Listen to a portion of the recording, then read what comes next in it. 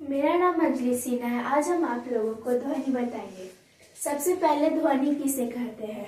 ध्वनि ऊर्जा का एक प्रारूप है जिसके कानों में पड़ने से प्रत्येक प्राणी में सुनने की संवेदना उत्पन्न होती है।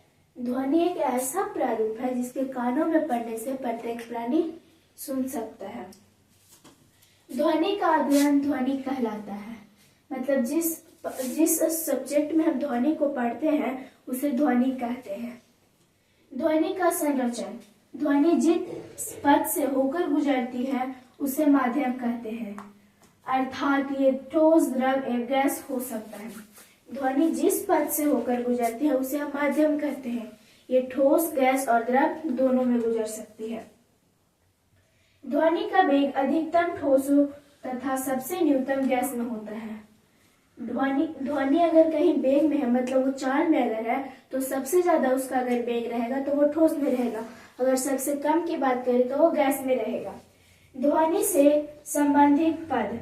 सबसे पहले तरंग दैर्घ्य जाता है जिसे हम लोग वेवलेंथ भी कहते हैं। दो क्रमागत संपीड़न या विलयनों के मध्य की दूरी तरंग दैर्घ्य कहलाती है, जो कि वायु के तापमान बदलने के कारण प्रभावित होती है। उसके बाद आता है आयाम। इसे हम लोग एम्पलीट्यूड भी कहते हैं। इसे हम लोग ए से सूचित करते हैं।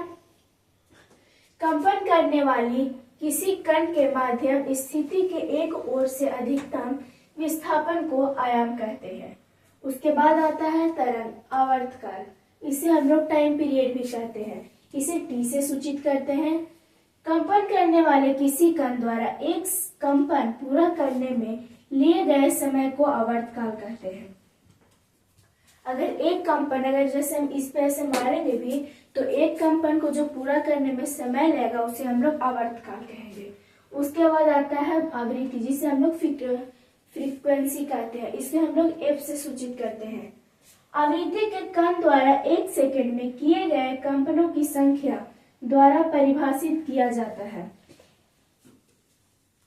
इसका मतलब ये है, अगर ये एक सेकंड में जितना कंपन करेगा उतना इसका जो होगा उसी को आवृत्ति कहेंगे। इसका एसआई मात्रक हर्ट्ज होता है और इसे एच और जेड इसका सिंबल होता है।